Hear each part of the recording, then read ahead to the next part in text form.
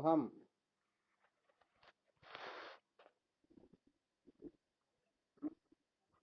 हाँ शिवम। क्या विषय चल रहा था अपना?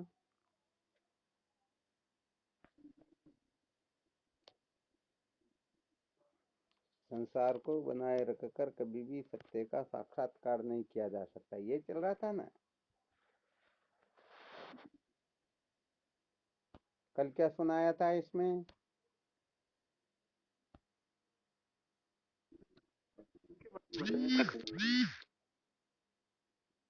काम क्रोध लोभ इनका तो केवल नाम मात्र ही लिया था, वरना सुनाया तो कल कुछ और ही था।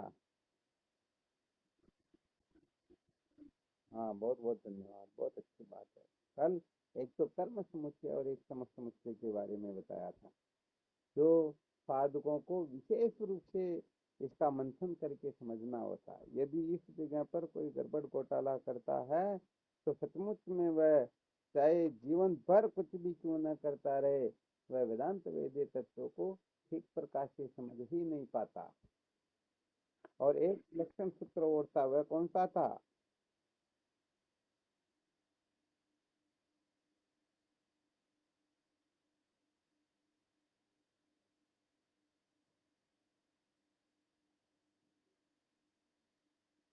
ध्यान नहीं रहा क्या?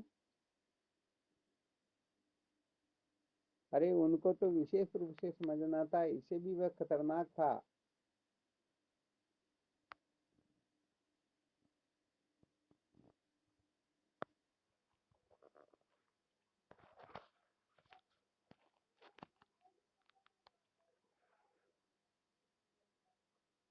ध्यान में नहीं आया? हाँ बिल्कुल शिवम, बोलो।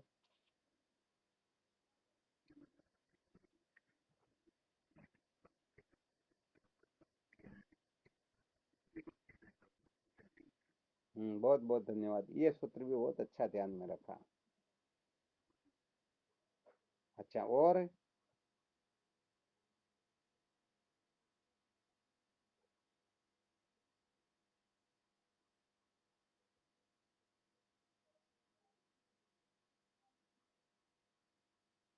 अरे जो सबसे अधिक विचारणीय सूत्र था, इसका मतलब विचार किसी ने किया ही नहीं।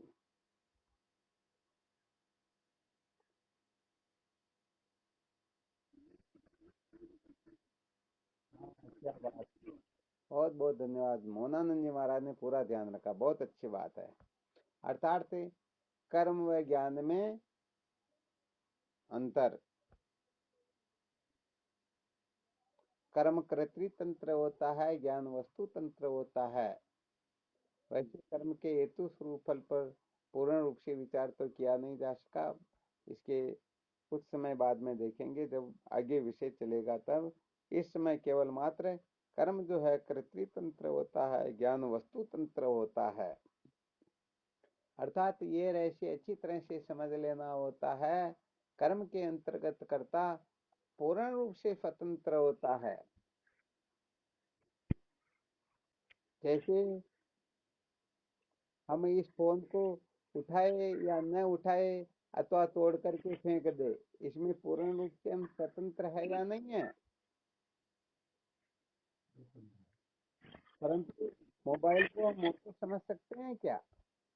क्योंकि मोबाइल का ज्ञान जो है मोबाइल के अधीन ही होता है। अर्थात जैसा मोबाइल है वैसा ही अपने को जानना होता है, न कि अपने को कुछ और अक्ल होशियारी लगानी होती है।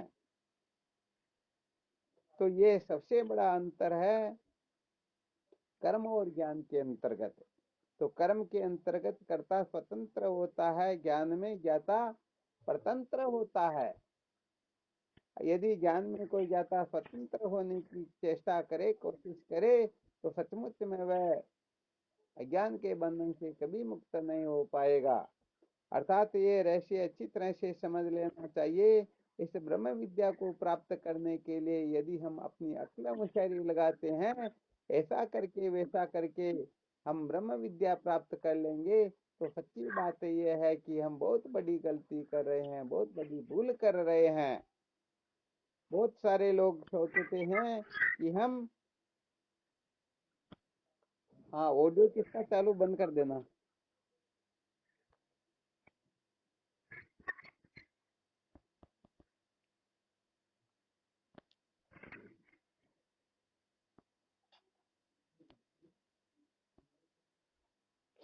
तो देखो क्या होता है,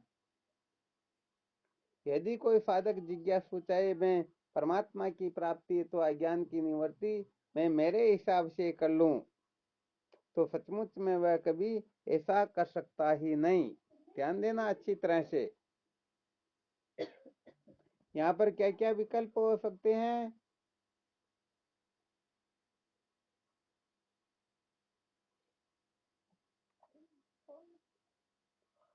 अरे भाई, कोई ये सोचता हो कि हम तो पुस्तक पढ़ करके तत्व ज्ञान को प्राप्त कर लेंगे, या हम तो कहीं सुन करके या कोई सुनने के लिए जाते हैं उनसे सुन करके ब्रह्म प्राप्ति कर लेंगे, अथवा समझो हम YouTube पर सुन करके समझ लेंगे, सीख लेंगे, कल्याण कर लेंगे। ये सारा का सारा जो है ये अपना मानसिक गड़बड़ घोटाला ही है। सचमुच में ऐसे ब्रह्म साक्षात्कार होता ही नहीं। अर्थात श्रुति माता जो संकेत करती हैं, जिस प्रकार से ब्रह्म विचार का अपने को संकेत करती हैं, उसको छोड़ करके हम कुछ भी क्यों नहीं करते हो, निश्चित रूप से समझ लेना चाहिए हम सचमुच में इस रहस्य को समझ नहीं पा रहे हैं। अर्थात हम यहाँ पर स्वतंत्र रीति से अन्वेषण करना चाह रहे हैं, जो कभी भी संभव होता ही नहीं। तो यहाँ पर तो पहले जो श्रुति बताई गई है मुंडक उपनिषद की, पृक्षे लोकान कर्म चित्तान ब्रह्मणो निर्वेद मायान नास्ता कृतेन तद विज्ञानार्थम स गुरुमेवा भी गच्छेत समित पाणी श्रोत्रिय ब्रह्मनिष्ठम। बताया ना, इस रीति से ही अपने को ब्रह्म साक्षात्कार करना होगा। इस रीति का यदि कोई त्याग करके ब्रह्म साक्षात्कार करने की कोशिश करता है तो अंतो गत्वा वह कुछ भी प्राप्त नहीं कर सकेगा, वह केवल श्रम जरूर करेगा। आ रहा समझ में अच्छी तरह से?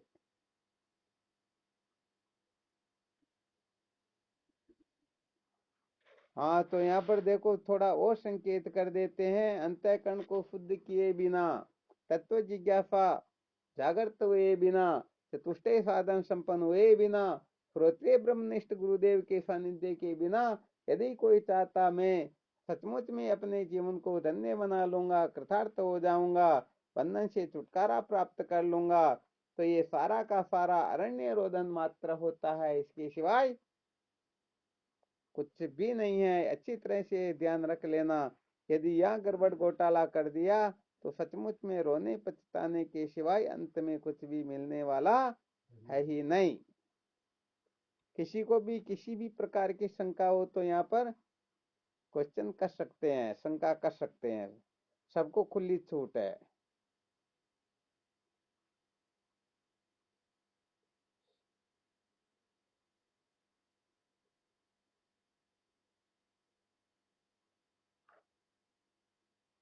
किसी को शंका नहीं है? हाँ, कोई नहीं बोले इसका मतलब या तो शंका नहीं है।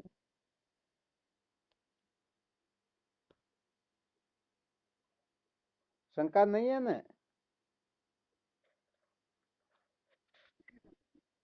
शंका नहीं है तो भाई अच्छी तरह से यहाँ पर इस रहस्य को समझ लो। हम सचमुच में शास्त्रोक्त रीति से ही ब्रह्म विचार करना चाहेंगे, तभी सचमुच में ब्रह्म साक्षात्कार कर पाएंगे।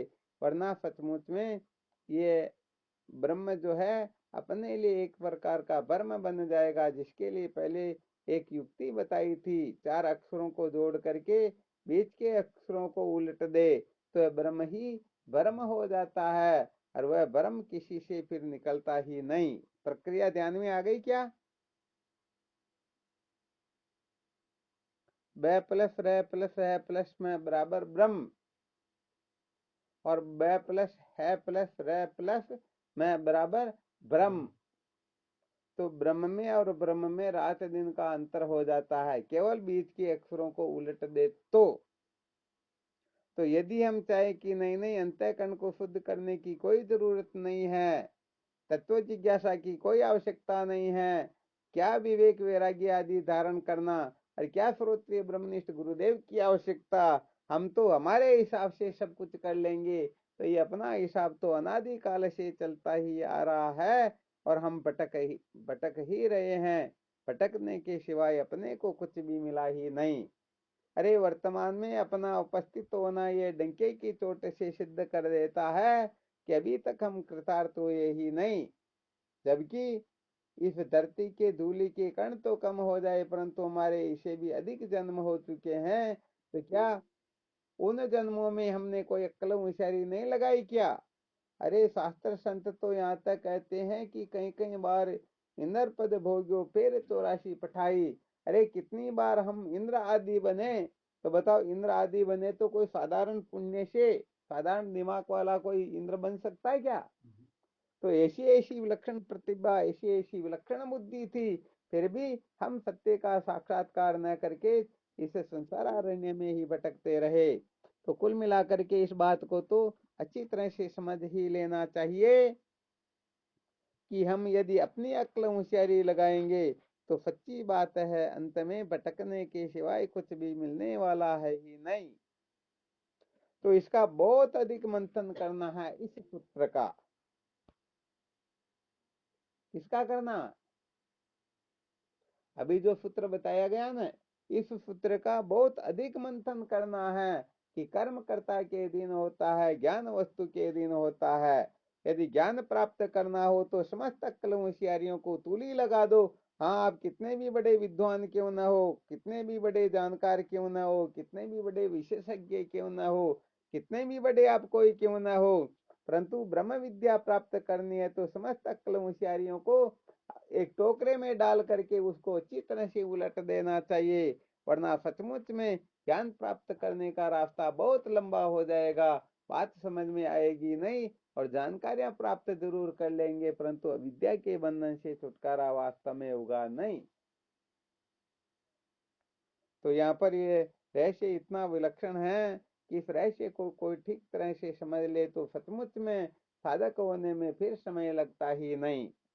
तो यदि आप किसी विद्यमान वस्तु की उत्पत्ति करना चाहते हो, जिसके लिए पहले वर्णन किया जा चुका है, कर्म का उपयोग 5 प्रकार से ही होता है। कितने प्रकार से? कितने प्रकार से? 5 प्रकार के।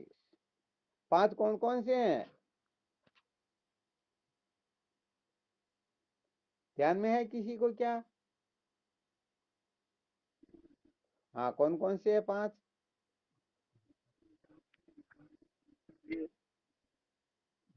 हाँ नहीं, इसका क्रम थोड़ा उलट गया, ठीक है ना। उत्पाद्य, अप्य, संस्कार्य, विकार्य, विनाश्य। हाँ, किसी पुत्र को थोड़ा शास्त्रोक्त रीति से, ताकि कहीं पर भी बोले तो थोड़ा गड़बड़ घोटाला ना हो। हाँ, कोई कोई पुत्र तो ऐसे होते जिनको शास्त्रों में जैसा लिखा वैसा का वैसा होना चाहिए, बाकी अर्थ करते समय अपने हिसाब से कैसे भी करते रहो। तो ये 5 प्रकार का उपयोग कर्म के द्वारा लिया जा सकता है। किसी वस्तु को उत्पन्न करना हो तो कर्म करना होगा। विचार करके देखो, क्या परमात्मा को उत्पन्न करना पड़ता है क्या? अरे नहीं करना पड़ता। इसलिए कर्म जो है परमात्मा की प्राप्ति में, हाँ, वास्तव में यह समर्थ नहीं है। आप ये कहते हैं, आप ये किसे कहते हैं?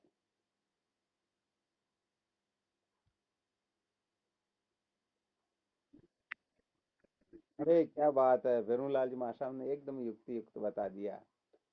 भाई जैसे समझो अपने को घड़े की आवश्यकता और अपने घर में घड़ा है नहीं, तो या तो घड़े को उत्पन्न कर लो, बना लो घड़ा। और घड़ा नहीं बना सकते हो तो पड़ोस में जाकर के किसी से मांग करके ले आओ। अपने को तो घड़ा चाहिए ना, तो मांग करके लाना। ये तो मांग करके लाएंगे तो कर्म करना पड़ेगा ना। अपन चाहे कि नहीं नहीं मैं तो कुछ नहीं करूं, घड़ा उड़ करके आ जाए, तो ऐसा होता है क्या? तो उस वस्तु को मांग करके लाना होगा, इसमें भी कर्म की आवश्यकता है। अब घड़ा मांग करके तो ले आए, परंतु घड़ा सुंदर नहीं है, ठीक नहीं है, बहुत पुराना, पता नहीं ऐसा वैसा लग रहा, तो फिर क्या करना पड़ेगा? उस घड़े को बहुत अच्छी तरह से धो करके हम उसके ऊपर रंग करके उसको नया जैसा दिखा सकते हैं, बना सकते हैं। ये क्या हो गया? संस्कार हो गया। संस्कार 2 प्रकार का होता है, गुण की प्राप्ति और मल की निवृत्ति। तो इसके लिए भी कर्म ही करना होता है। और चौथा है, यदि किसी वस्तु को किसी वस्तु में विकार उत्पन्न करना हो तो क्या करना होगा, उसके लिए भी कर्म करना होगा। जैसे घड़े को गड़ाना हो तो उसमें नमक भर दो, कुछ समय के बाद में वो घड़ा गड़ जाएगा। और कर्म का पांचवा प्रकार कौन सा बताया, विनाश्य। अर्थात जैसे घड़े को फोड़ना हो तो डंडा उठाओ और घड़े पर दे मारो, घड़ा फूट जाएगा। तो बताओ यहाँ पर कर्म करना हुआ या नहीं हुआ। तो उत्पाद्य, आप्य, संस्कार्य, विकार्य, विनाश्य, इन 5 जगह पर कर्म करने की आवश्यकता होती है। अर्थात वस्तु को उत्पन्न करना हो, वस्तु को कहीं से लेकर आना हो, कोई संस्कार करना हो, विकार करना हो और या विनाश करना हो।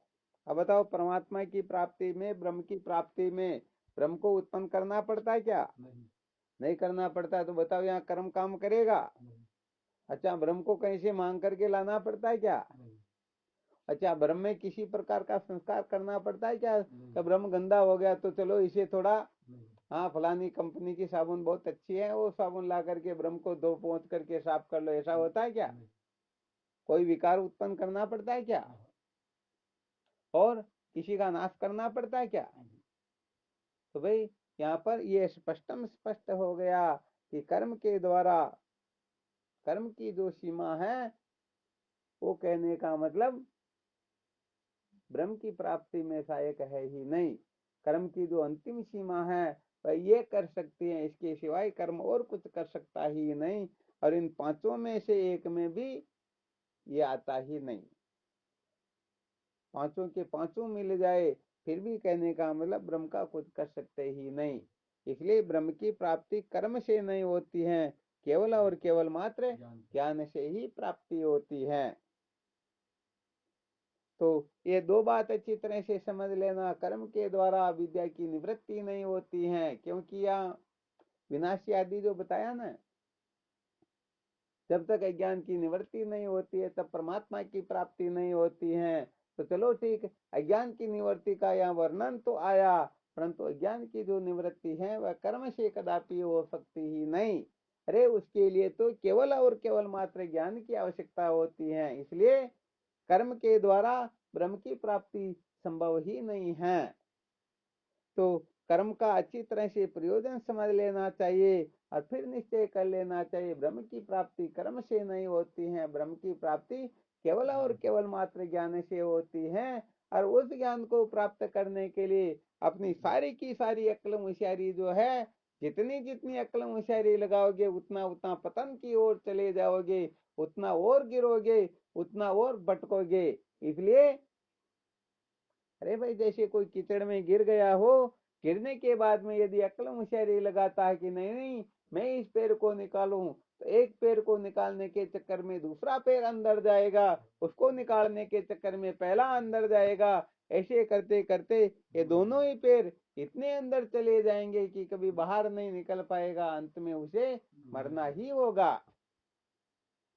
तो बताओ अक्ल होशियारी लगानी चाहिए क्या। हाँ वास्तव में बात तो आप लोगों ने सत्य कही, परंतु विचार करके देख लेना। अक्ल होशियारी नहीं लगाने का मतलब होता है गुरुदेव की आज्ञा का पालन करना, संत शास्त्रों की मर्यादा का, इनकी आज्ञा का पालन करना।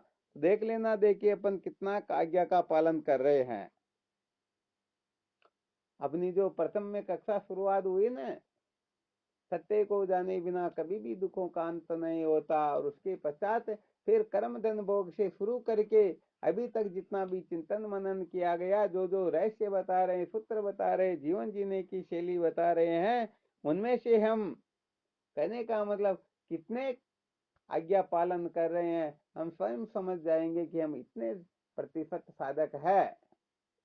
आज्ञा का पालन नहीं करे इसका मतलब हम अपने आप को बहुत बड़े बुद्धिमान समझ रहे हैं ना। समझ रहे या नहीं समझ, हाँ 100% समझ रहे हैं। और जब हम अपने आप को बहुत बड़े बुद्धिमान समझेंगे, दूसरों की आज्ञा का पालन करेंगे। हाँ तो ये बड़ा गड़बड़ घोटाला इस जगह पर हो रहा, क्योंकि जैसे किसी को कहे कि तुम्हारे को ये नहीं करना और वह कर रहे इसका मतलब उनको पता है कि नहीं नहीं मैं ज्यादा जानता हूँ, उनको क्या पता है। तो सचमुच में ये सारे के सारे फिर कर्म के ही अधिकारी हैं। किसके अधिकारी? कर्म के अधिकारी हैं, ये ज्ञान के अधिकारी है ही नहीं। ज्ञान का अधिकारी तो वह होता है जो बिल्कुल खाली हो गया हो, जिसमें किसी प्रकार का अभिमान ही न हो। जैसे कठपुतली जो होती है ना, कठपुतली को जैसे नचाने वाला नचाता वैसे ही वह नाचती हैं, अपनी तरफ से कुछ भी नहीं करती हैं। ऐसे ही जो संत शास्त्र के द्वारा, वैदिक सिद्धांत के द्वारा जो नाचता, उनके नचाए जो नाचता है, समझ लेना वही सचमुच में सत्य साधक है। बाकी तो ये मौज मस्ती मनोरंजन करने वाले होते हैं। तो सच्ची बात कहे तो क्या है कि ये साधकों का गड़बड़ घोटाला बताना नहीं चाहिए, परंतु सच्ची बात है बहुत बड़ा गड़बड़ घोटाला है। क्योंकि मानवता की कक्षा में जो सूत्र सिद्धांत बताए हैं, इनको पालन करने में भी सोचते कि नहीं नहीं ऐसा करेंगे तो हम ऐसा वैसा हो जाएंगे। तो बताओ सचमुच में इनकी संत शास्त्र गुरुदेव के प्रति निष्ठा श्रद्धा है क्या? हाँ, बहुत मुश्किल, बहुत मुश्किल, बहुत मुश्किल।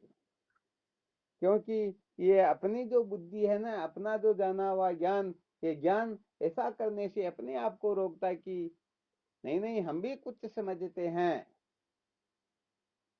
बिल्कुल सत्य कह रहे हैं ना।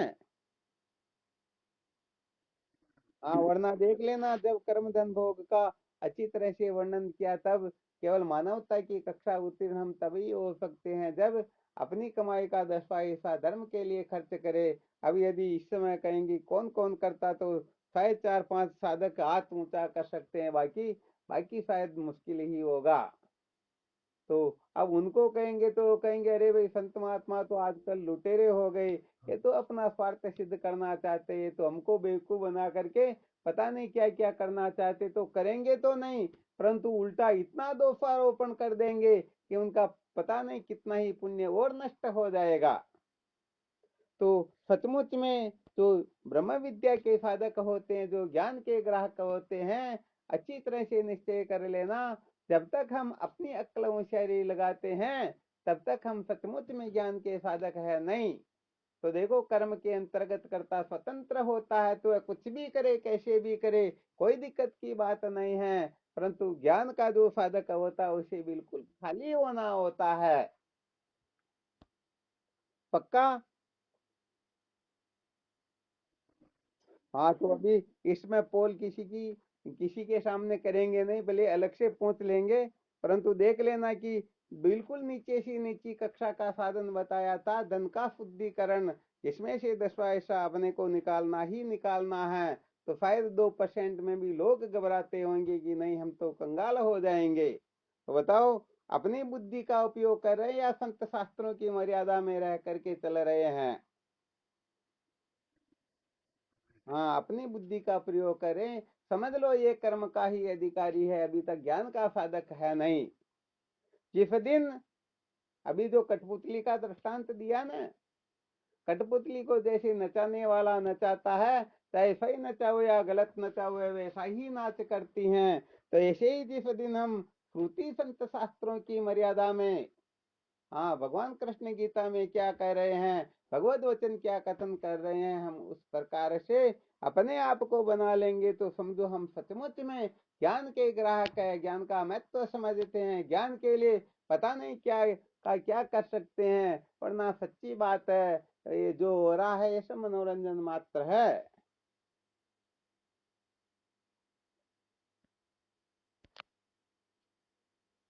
तो होता क्या है कि वेदांत विचार में बाल की खाल निकलती है, क्या निकलती है। और यहाँ पर सच्ची बात कहें तो भाई देखो, यहाँ पर कोई राजा रानी के किस्से तो सुनाए नहीं जाते हैं। तो जहाँ राजा रानी के किस्से होते हैं वहां तो लाखों करोड़ों की भीड़ होती है। और जहाँ आत्म तत्व का विचार होता है वहां तो कच्छिन्माम वेति तत्वतः भगवान कृष्ण पहले ये संकेत कर देते हैं, घोषणा कर देते हैं, अरे कोई कोई ही तत्व होता है, कोई कोई तत्व जिज्ञासु होता है। तो भाई देखो आपको थोड़ा ये संकेत किया, इसलिए यहाँ बहुत अच्छी तरह से मंथन करना, जो सचमुच में साधक होगा, हाँ वह 1% भी गड़बड़ घोटाला नहीं करेगा, वो बिल्कुल 100% उनका जीवन शास्त्रोक्त होगा।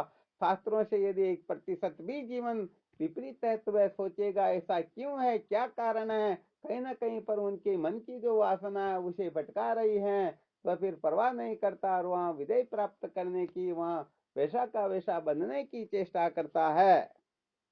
कहने का मतलब प्रकृति के अंतर्गत देखो थोड़ा संकेत कर देते हैं। ये लोग कहते हैं कि नहीं नहीं, हम खाएंगे क्या पिएंगे क्या, अरे एक दिन भूखे रह करके देखो, प्रकृति तुम्हारे चारों ओर भोजन की ऐसी व्यवस्था कर देगी कि तुम 1000 जन्म लेकर के खाओ फिर भी समाप्त नहीं होगा। परंतु डरते बेचारे कि हमारा क्या होगा, हम ऐसे हो जाएंगे वैसे हो जाएंगे। एक बार क्या होता है, अपने अखिल भारतीय वेदांत प्रचार मंडल के जो अध्यक्ष थे स्वामी मनोहरानंद सागर जी महाराज, उनको किसी ने कह दिया, स्वामी जी आप कहते हो सब ब्रह्म विद्या प्राप्त करो, भगवत प्राप्ति करो, और सब यदि ऐसे हो जाएंगे तो फिर कमाएगा कौन। अरे भाई समझो सब साधु बन गए तो संसार का क्या होगा, काम कौन करेगा, खिलाएगा कौन। उसमें मनोहरानंद जी महाराज वो समाधिस्थ अवस्था में ज्यादातर रहते थे, आत्मचिंतन के सिवाय ज्यादा महत्व देते ही नहीं। जब ये शब्द सुना तो एकदम वो नेत्र खोल करके देखते हैं और हाथ जोरदार सामने जो टेबल रखी हुई उस पर मारते हैं। सभा में एकदम सन्नाटा छा जाता है और कहने लगते हैं, महाराज वो सत्य प्रतिज्ञा कर कहते हैं कि हम सत्य प्रतिज्ञा कर कहते हैं यदि पूरा संसार का जीव मात्र जो है सन्यास की ओर प्रवृत्त हो जाए तो ये जितने भी वृक्ष है ये फल देने लग जाए, ये जितनी भी नदियां ये दूध की बहने लग जाए, तुम क्यों परवाह करते हो खाने पीने की। परंतु आकर के तो देखो, परंतु डर रहे बेचारे कि नहीं हमारा क्या होगा, परिवार का क्या होगा, उनका क्या होगा। जैसे समझो सबके भगवान तो यही बने हुए हैं।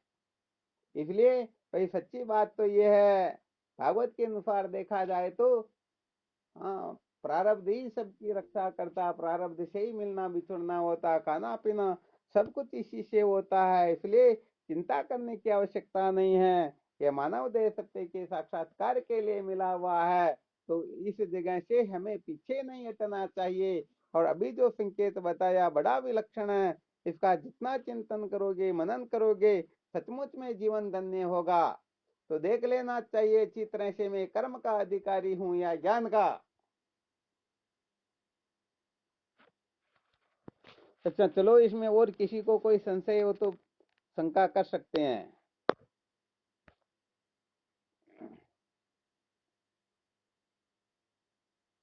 अच्छा आप स्वयं अपनी परीक्षा करके देख लोगे कि आप थर्मामीटर आपको बता दिया मैं कर्म का अधिकारी हूँ या ज्ञान का। भाई अपने को पता चल जाए मेरे पास में 50 रुपए है तो फिर वो 50 रुपए में जो आएगी वही तो वस्तु की मांग करेगा, ज्यादा थोड़ी करेगा क्या। हाँ तो हमारी सचमुच में देह में, इंद्रियों में, प्राण में, मन में, बुद्धि में, स्थूल में, सूक्ष्म में, कारण में, जागृत में, स्वप्न में, सुषुप्ति में, अन्मयादि कोषों में हमारी कहाँ आस्था बैठी हुई है, कहाँ ममता ममता बैठी हुई है।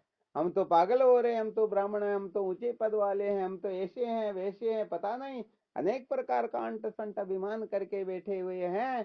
तो सचमुच में जिनकी देह में स्थिति होती है उन्हीं को चांडाल कहते हैं, वही चमार होता है।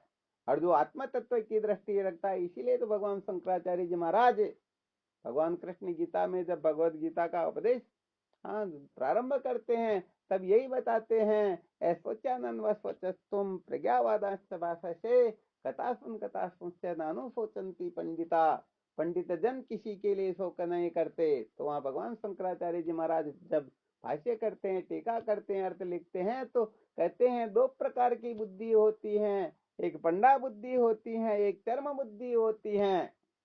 चर्म बुद्धि जो होती है वह चमड़े को ग्रहण करती है, और पंडा बुद्धि का अर्थ होता सत असत विवेकवती बुद्धि, अर्थात आत्मा तत्व को जो ग्रहण करे वह पंडा बुद्धि होती है। और जो चमड़े को ही ग्रहण करे, चमड़े को ही लक्ष्य करे, चमड़े का ही वर्णन करे, वही आग्रह करे, वह चर्म बुद्धि होती है।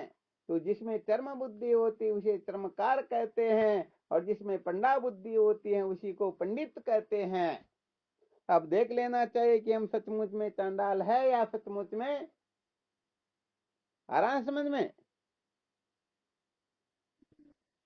हाँ, तो यहाँ पर अपने को कुल मिलाकर के इतना सा संकेत जरूर समझ लेना है कि हम सचमुच में कर्म के अधिकारी है या ज्ञान के। देखो थोड़ा और संकेत कर देते हैं, काफी समय से बता ही रहे हैं कि गृहस्थ के अंतर्गत निषिद्ध कर्मों का त्याग निश्चित रूप से हो जाता है, परंतु विहित कर्मों का विधान होता है। अर्थात गृहस्थ होकर के निषिद्ध कर्मों का त्याग तो निश्चित रूप से करना होता, परंतु विहित कर्मों का त्याग करने के कारण वह गृहस्थी नहीं होता, बल्कि वह उससे भी भ्रष्ट हो जाता है। परंतु यदि किसी को वेदांत विचार करना है तो फिर विहित कर्मों से ऊपर उठना होता है, विहित कर्मों का भी त्याग करना पड़ता है। तो विचार करके देखना हमारे में कितना पावर है विहित कर्मों का त्याग करने के लिए। तो ये यदि हम कर पाएंगे तो ब्रह्म जिज्ञासु हो जाएंगे, ब्रह्म विद्या की कक्षा में बैठने के अधिकारी शास्त्रोक्त रीति से हो जाएंगे। हाँ, 2 नंबर से तो बहुत सारे लोग बैठ करके पता नहीं क्या का क्या कर लेते होंगे, परंतु शास्त्रोक्त रीति से जो वेदांत विचार की ओर प्रवर्त माना जाएगा वह तो वास्तव में उस प्रकार का ही होगा। तो ये था ना विलक्षण रहस्य, विशेष रहस्य था ना।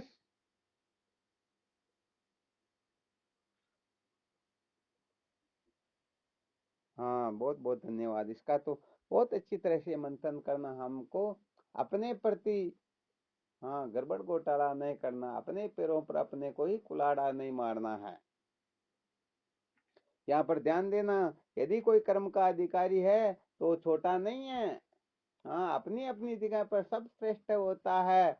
एक बार आपको बताया था, एक हाथ के अंतर्गत पानी की एक गिलास है और एक हाथ में 1 करोड़ रुपए का मोती है। बताओ मूल्यवान कौन है? तो भाई देखो अपनी अपनी जगह पर दोनों ही मूल्यवान होते हैं। यदि प्यास लग रही है तो पानी मूल्यवान है, और प्यास नहीं लग रही है तो मोती मूल्यवान है। तो देखो तत्व जिज्ञासा जागृत हो गई तो ज्ञान का महत्व है, और तत्व जिज्ञासा जागृत नहीं हुई तो सच्ची बात कह दे कर्म का ही महत्व है। यदि आप कर्म का त्याग करके चाहोगे हम ऐसा वैसा करेंगे तो सचमुच में वह पतित तो होगा ही होगा। हाँ, इसलिए ये कर्म उपासना, ये ध्यान, जितने भी साधन भजन हमारे शास्त्रकारों ने, संतों ने, महापुरुषों ने, वेद भगवान ने संकेत रूप से हमें कैसे बताया समझाया, तो इन सब का हमें आश्रय लेकर के आगे बढ़ना चाहिए। क्योंकि सच्ची बात कहे तो बिना ईश्वर की कृपा के न तो अंतःकरण शुद्ध होता, न तत्व जिज्ञासा जागृत होती, न संत मिलते, न साधन संपन्न होते, और न ब्रह्मवेत्ता गुरुदेव की प्राप्ति होती है। इसलिए ईश्वर कृपा का जीवन में अत्यंत अत्यंत अत्यंत आवश्यक, हाँ, इतना आवश्यक होता है जितना आवश्यक और कुछ होता ही नहीं। और अंत में जब गुरुदेव जो अपने को प्राप्त होते तो वह ईश्वर ही सगुण साकार रूप में अपने सामने प्रकट होते हैं। तो ये ईश्वर कृपा तो आदि से अंत तक चलती ही रहती है। इसीलिए वेद भगवान ने स्पष्ट रूप से संकेत कर दिया, यावत जीवम त्रयो वंदिया वेदांतो गुरु ईश्वर है। अर्थात जब तक जीवन है तब तक वेदांत गुरु और ईश्वर, स्वप्न में भी इनके प्रति टेढ़ी आंख नहीं करनी चाहिए, स्वप्न में भी कल्पना नहीं करनी चाहिए, वरना निश्चित रूप से पतित होने में समय लगेगा ही नहीं। तो इन तीनों को अच्छी तरह से महत्व दे करके फिर साधन भजन करो। कोई साधन छोटा नहीं होता, कोई साधन बड़ा नहीं होता। तो अंतःकरण शुद्ध नहीं है तो कर्म उपासना निष्काम रूप से करके अधिकार प्राप्त करो, और फिर संतों का संग करके विवेकादि साधनों से संपन्न मानो, और अंत में ब्रह्म विद्या के द्वारा सदा सदा के लिए कृतार्थ हो जाओ। यही शैली है।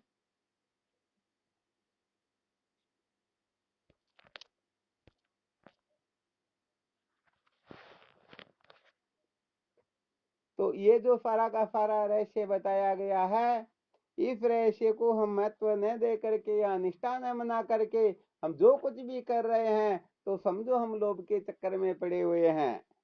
किसके चक्कर में पड़े हुए हैं? काम क्रोध लोभ जो अपना विषय चल रहा था ना, काम की निवृत्ति कैसे होती, क्रोध की कैसे, लोभ की कैसे। तो ये जो कुछ भी सुनाया गया इस रहस्य को हम नहीं समझ रहे हैं तो हम समझो 1 नंबर के लोभी हैं, और इस लोभ की निवृत्ति होगी वैराग्य से। किससे होगी? वैराग्य किसको कहते हैं?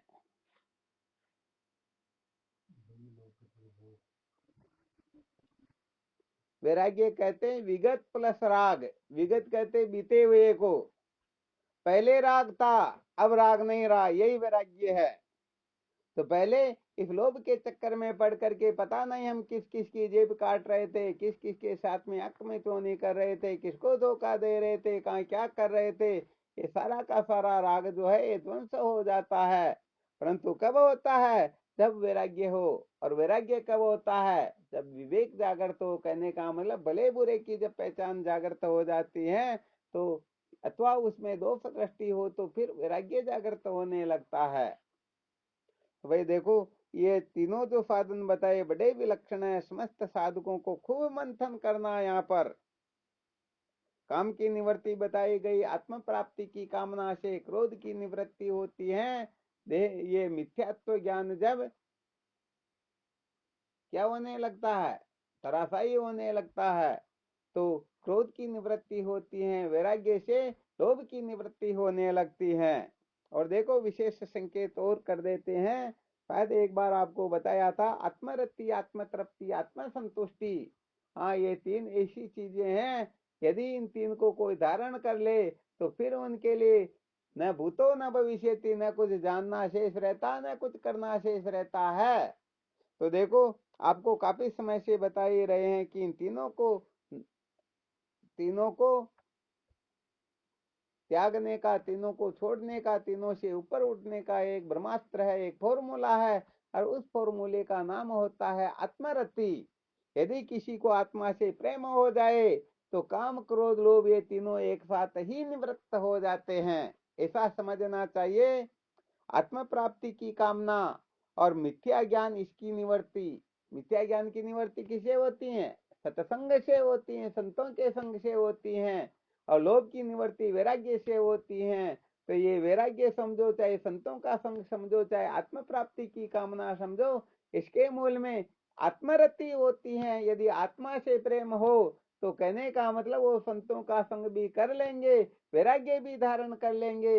अरे जिनको भूख हो वह पता नहीं कहाँ कहाँ से तवा बेलन चकलोटा आटा सब ला करके भोजन बना लेगा, भूख को निवृत्त कर लेगा। जिनको भूख ही नहीं है तो कुछ करेगा क्या? तो मूल में है आत्मरति।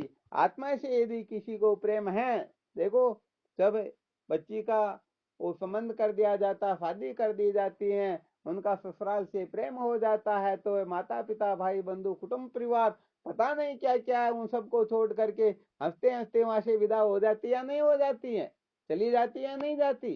तो भाई देखो, पति से प्रेम होने के कारण ये सब छूट गए। और पति से प्रेम न हो तो चाहे उसको मार भी क्यों न दे, वो घर से बाहर भी नहीं निकलना चाहेगी। तो ऐसे ही जिसको आत्मा से प्रेम हो जाता है तो काम क्रोध लोभ न चाहते हो ये भी छूटने लग जाते हैं। और आत्मा से प्रेम नहीं है तो सच्ची बात है, न काम छूटेगा, न क्रोध छूटेगा, न लोभ छूटेगा। बातें तो आकाश पाताल की होती रहेगी। और कभी दिखावे के रूप में हम थोड़ा बहुत नाटक करके छोड़ने के लिए लोगों को बेवकूफ जरूर बना देंगे, परंतु सचमुच में बिना आत्मरति के काम क्रोध लोभ की निवृत्ति होती ही नहीं। हाँ, इस बात को बहुत अच्छी तरह से मंथन करना, अच्छी तरह से ध्यान रखना। तो आत्मरति का बड़ा महात्म्य है। आत्मरति समझो एक प्रकार का ब्रह्मास्त्र है। ये बिल्कुल पक्का है या नहीं है? हाँ, आपको पहले वो दो राक्षसों का दृष्टांत बताया था। वो तो कहता मेरी स्त्री सुंदर, वो कहता मेरी स्त्री सुंदर, तो ब्राह्मण देवता ने कितना अच्छा न्याय किया था। तो भले ही वो सुंदर नहीं है परंतु फिर भी उनकी उनमें आसक्ति होने से, उनका उनसे प्रेम होने के कारण उसको वही सुंदर लगने लगती, बाकी सब कुरूप लगने लगती हैं। तो ऐसे ही जिनका आत्मा से प्रेम हो जाता तो बाकी सब गड़बड़ घोटाला न चाहते हुए भी छूट जाएगा न। हाँ, तो सत्य कह देते भाई देखो, सचमुच में यदि आत्मरति जागृत हो जाए तो समझो ये बाकी सारे के सारे साधन है। आत्म प्राप्ति की कामना भी साधन है, सत्संग भी साधन है, वैराग्य भी साधन है। और साध्य है आत्मरति। हाँ, सत्संग के द्वारा, वैराग्य के द्वारा समस्त साधन धारण करके भी यदि आपको आत्मा से आपकी प्रीति हो जाए तो समझो सत्संग वैराग्य समस्त साधन सार्थक हो गए। और यदि आत्मा से प्रेम नहीं हुआ, आत्मरति जागृत नहीं हुई, तो सच्ची बात है ये मौज मस्ती मनोरंजन मात्र हुआ। चाहे कल्प कल्पांतर से भजन कर रहे हो, कर्म कर रहे हो, ध्यान कर रहे हो, समाधि लगा रहे हो, बड़े से बड़ा साधन क्यों नहीं कर रहे हो, और यदि आत्मरति जागृत नहीं हुई तो सब गुड़ गोबर है। और आत्मरति जागृत हो गई तो समझो अनादि काल के साधन भजन सफल हो चुके, सचमुच में उनको उनका फल प्राप्त हो गया।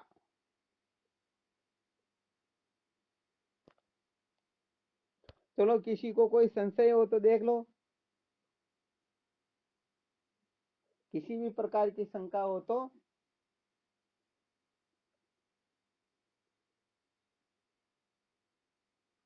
कुछ भी शंका नहीं।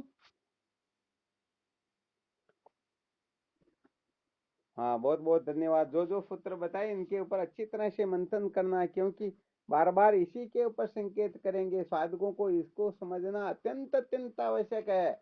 हम निर्णय कर ही नहीं पा रहे कि मैं कर्म का अधिकारी हूँ या ज्ञान का अधिकारी हूँ। सचमुच में मैं अविनाशी को चाहता हूँ या नाशवान को चाहता हूँ।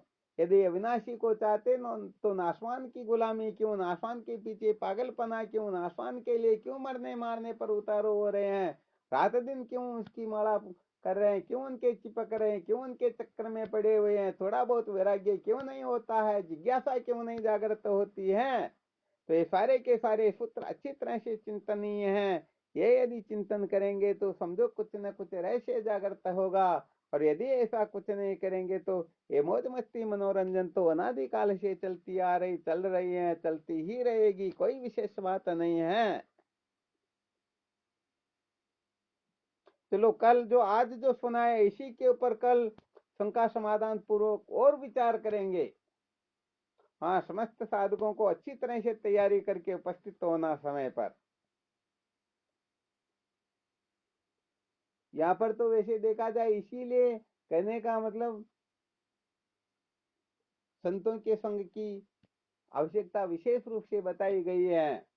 संतों का संग करके हम इस रहस्य को और अच्छी तरह से समझ सकते हैं। चलो ठीक, फिर करो साधन भजन। शिवो हम। हाँ, शिवोम नमो नारायण हरि ओम।